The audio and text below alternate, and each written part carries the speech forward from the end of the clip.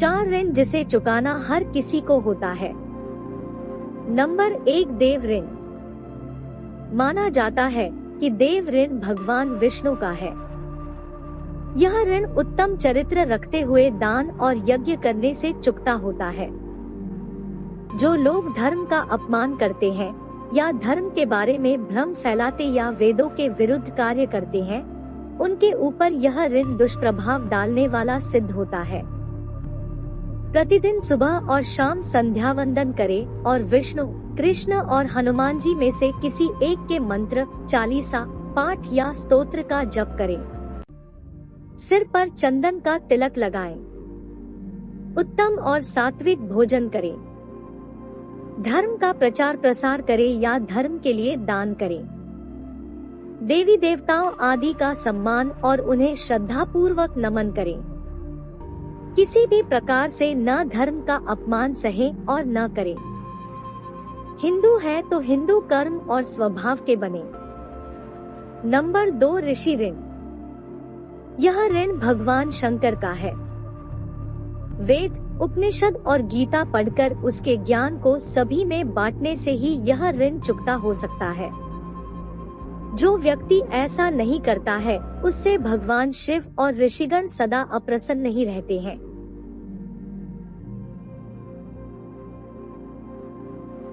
इससे व्यक्ति का जीवन घोर संकट में घिरता जाता है या मृत्यु के बाद उसे किसी भी प्रकार की मदद नहीं मिलती। इस ऋण को चुकाने के लिए व्यक्ति को प्रतिमाह गीता का पाठ करना चाहिए। स्वयंभू साधुओं से दूर रहकर गीता भवन में चल रहे सत्संग में जाते रहना चाहिए। सभी तरह की बुराइयों को समझकर उसे दूर करने का प्रयास करना चाहिए। अच्छे आचरण को अपनाना चाहिए। शरीर, मन और घर को जितना हो सके साफ और स्वच्छ रखना चाहिए। कुछ विशेष दिनों में ब्रह्मचर्य का पालन करना चाहिए। सिर पर घी, केसर या चंदन का तिलक लगाना चाहिए। पीपल, बड़ और तुलसी में जल अर्पित करना चाहिए। एकादशी, प्रदोष और चतुर्थी का व्रत रखना चाहिए। चतुर्मास के प्रथम माह श्रावण सोमवार को पूरे माह व्रत रखना चाहिए। नंबर 3, पितृ ऋण। यह ऋण हमारे पूर्वजों का माना गया है। पितृ ऋण कई तरह का होता है। हमारे कर्मों का, आत्मा का, पिता का, भाई का, बहन का, माँ का, पत्नी का, बेटी और बेटे का। स्वऋण या आत्म ऋण का अर्थ है कि जब जातक पूर्व जन्म में नास्तिक और धर्म विरोधी काम करता है, तो अगले जन्म में उस पर स्वऋण चढ़ता है।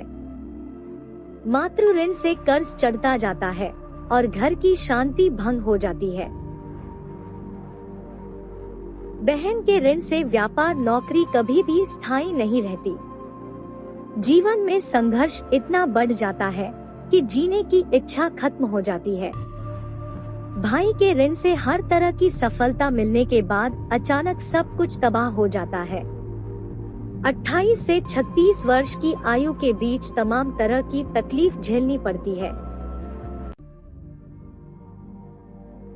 इस ऋण को उतारने के 3 उपाय: देश के धर्म अनुसार कुल परंपरा का पालन करना, पितृपक्ष में तर्पण और श्राद्ध करना और संतान उत्पन्न करके उसमें धार्मिक संस्कार डालना। प्रतिदिन हनुमान चालीसा पढ़ना, भृकुटी पर शुद्ध जल का तिलक लगाना, 13, 14, अमावस्या और पूर्णिमा के दिन गुड़ घी की धूप देना, घर के वास्तु को ठीक करना और शरीर के सभी छिद्रों को अच्छी रीति से प्रतिदिन साफ सुथरा रखने से भी यह ऋण चुकता होता है। नंबर 4, ब्रह्मा ऋण।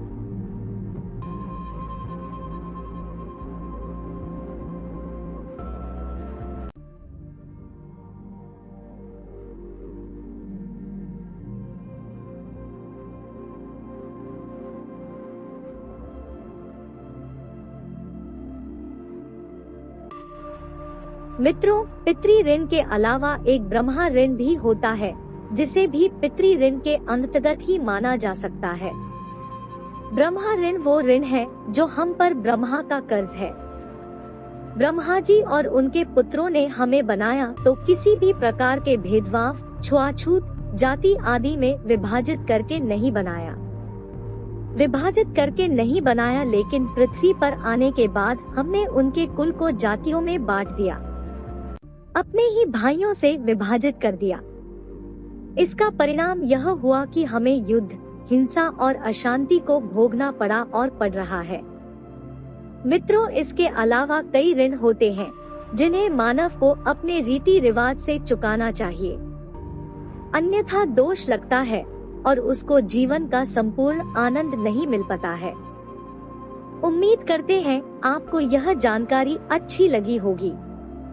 धन्यवाद आपका।